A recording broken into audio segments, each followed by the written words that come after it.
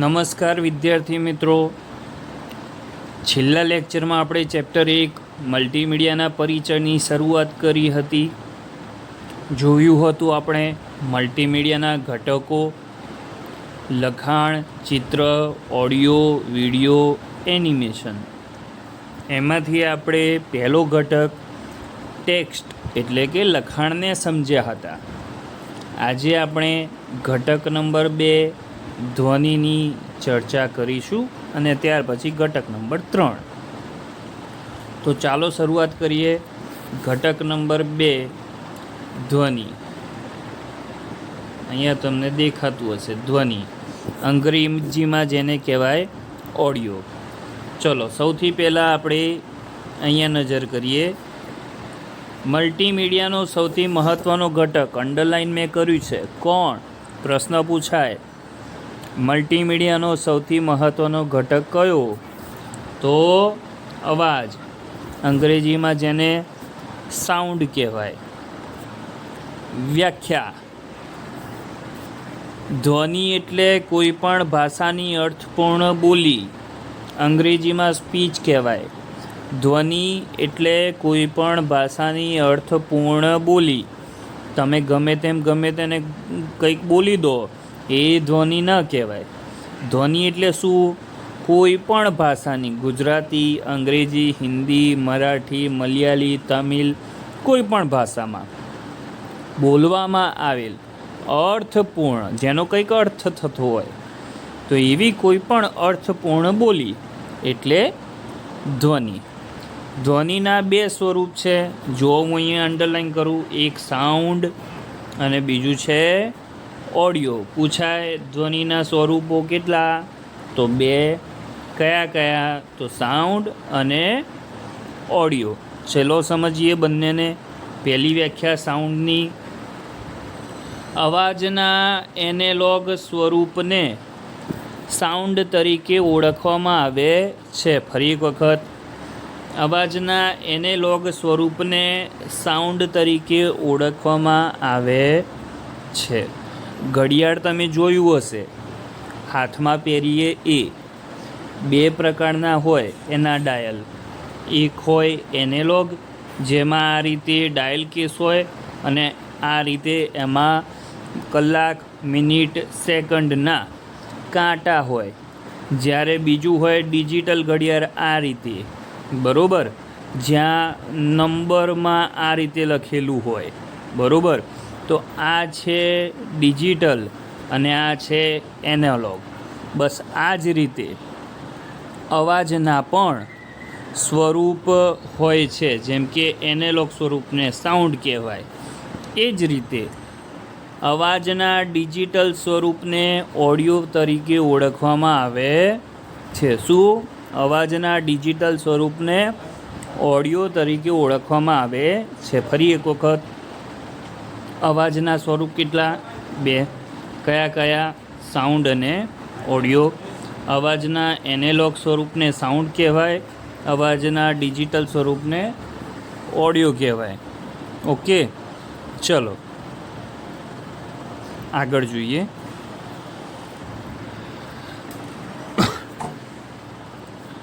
કમ્પ્યુટરમાં કોઈ પણ પ્રકારના અવાજને રેકોર્ડ કરવા માટે કે સાંભળવા માટે વિવિધ પ્રકારના ડિવાઇસની જરૂર પડે. રેકોર્ડ કરવા માટે કે સાંભળવા માટે sound card, speaker, microphone, web camera વગેરે પ્રકારના ડિવાઇસીસનો ઉપયોગ થાય છે. આવું પૂછાય તો સિમ્પલ કે કમ્પ્યુટરમાં ધ્વનિ માટે કયા ડિવાઇસનો ઉપયોગ થાય? તો સાઉન્ડ કાર્ડ છે, સ્પીકર છે, માઇક્રોફોન છે, વેબ કેમેરા છે. આ વગેરે દ્વારા તમે અવાજનું મુદ્રણ કરી શકો છો. ચલો અહીંયા નીચે આવી જઈએ. ધ્યાનથી જોજો આ કોષ્ટક, વેરી ઇમ્પોર્ટન્ટ. એક કોષ્ટકમાંથી ઘણા બધા પ્રશ્નો પૂછાઈ શકે. અંડરલાઇન કરું ત્યાં ધ્યાન આપજો.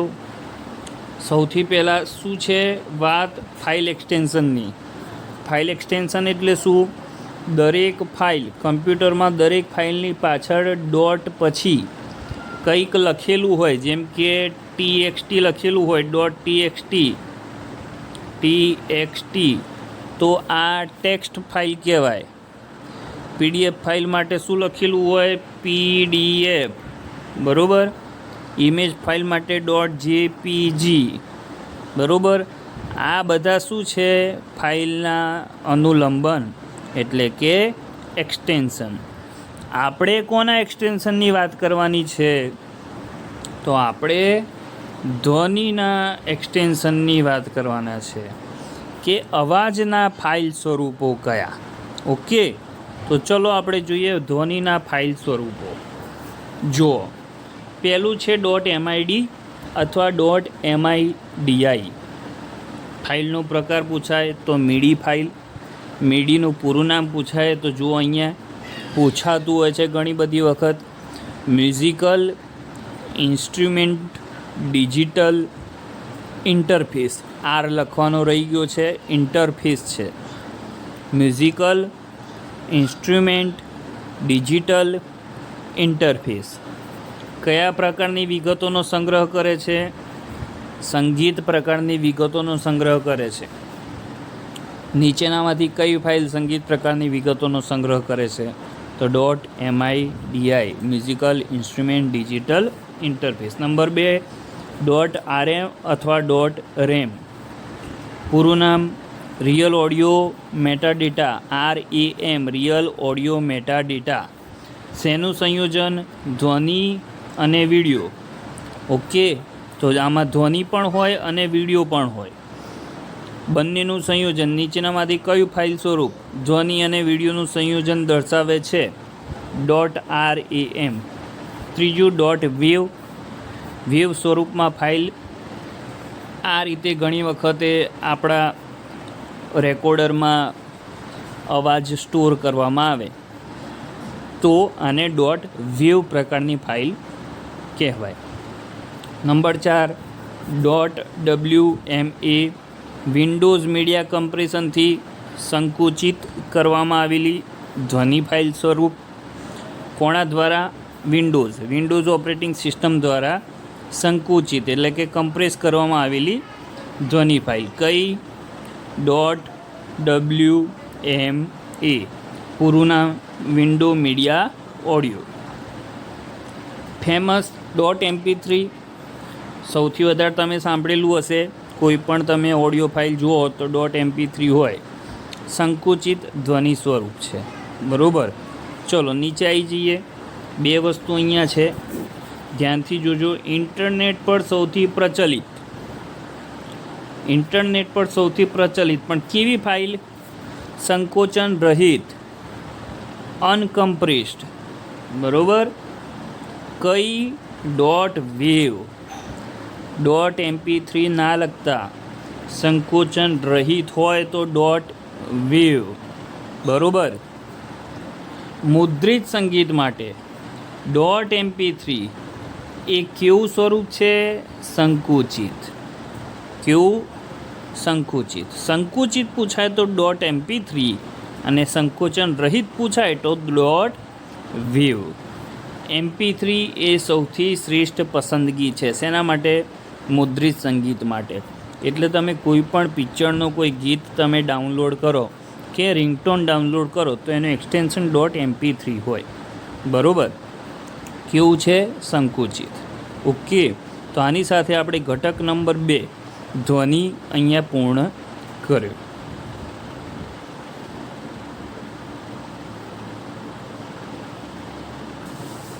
ચલો હવે આપણે જોઈએ ઘટક નંબર 3.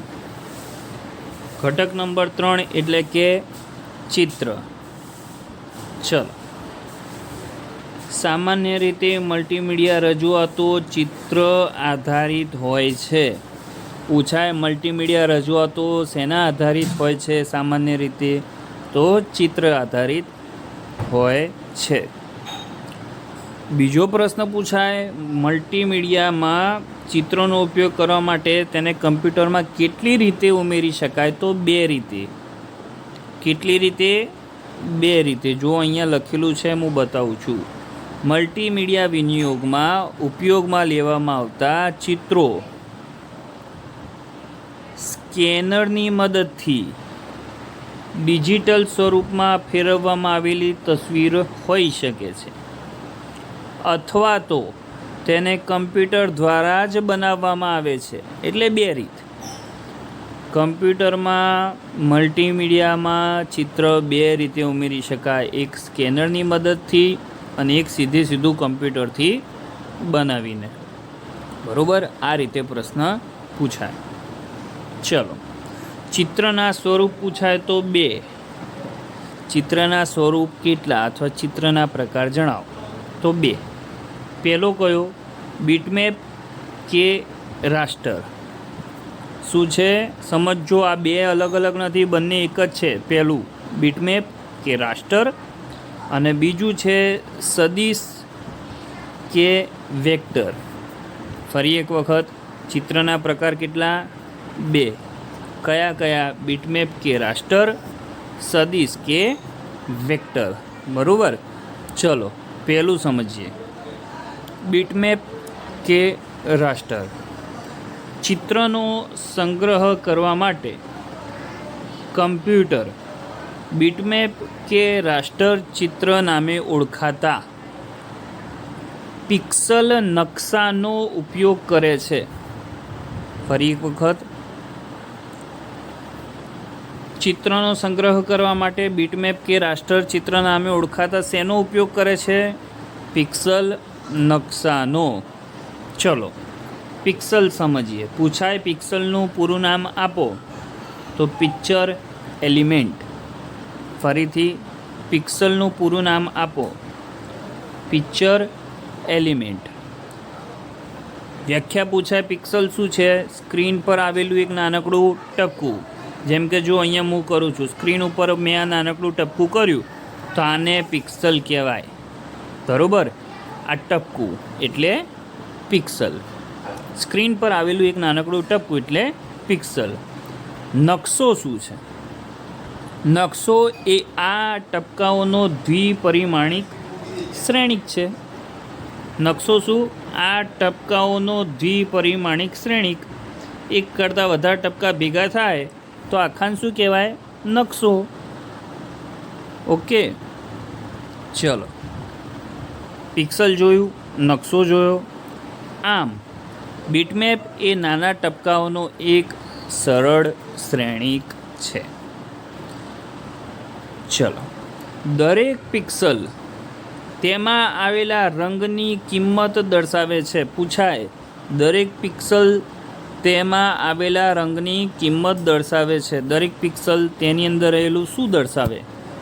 રંગની કિંમત. ઓકે, તો આ થયું બીટમેપ કે રાસ્ટર. બીજો પ્રકાર જોઈએ અહીંયા, સદિશ કે વેક્ટર. કમ્પ્યુટર દ્વારા બનાવવામાં આવતા ચિત્રના એક અન્ય સ્વરૂપને સદિશ કે વેક્ટરના નામથી ઓળખવામાં આવે છે.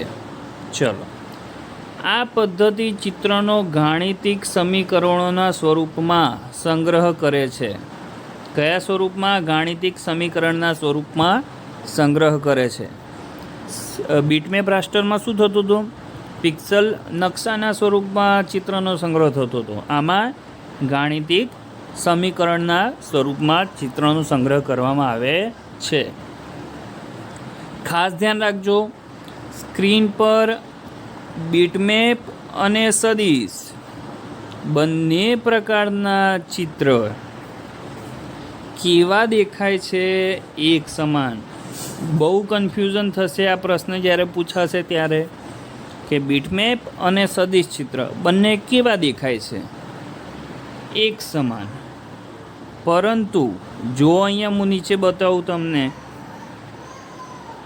અહીંયા આ બીટમેપ ચિત્ર છે, આવું જ સદિશ દેખાય. પરંતુ જ્યારે તેને વિસ્તૃત એટલે કે ઝૂમ કરવામાં આવે, કોને? બીટમેપ ચિત્રને, ત્યારે તે કેવું થઈ જાય? બ્લર. શું થઈ જાય? બ્લર. કેમ? કેમ કે તે પિક્સલ નકશાનો ઉપયોગ કરીને સંગ્રહવામાં આવ્યું છે. જ્યારે સદિશ એટલે કે વેક્ટર ચિત્ર ઝૂમ કરતાં ઝાંખું થતું નથી. કેમ? કેમ કે તેનો સંગ્રહ ગાણિતિક સમીકરણના સ્વરૂપમાં કરવામાં આવ્યો છે. તેથી જો અહીંયા લખેલું છે કે જો આ રીતે ચિત્ર હોય તો બીટમેપ અને સદિશ બંને સરખા દેખાય, પણ જો ઝૂમ કરો તો બીટમેપ ચિત્ર ઝાંખું થઈ જાય, જ્યારે સદિશ ચિત્ર એટલે કે વેક્ટર ચિત્ર ઝાંખું થતું નથી. જો અહીંયા લખ્યું છે બીટમેપ ચિત્રને વિસ્તૃત કરવામાં આવે ત્યારે તે ઝાંખું એટલે કે બ્લર થઈ જાય છે. બરોબર.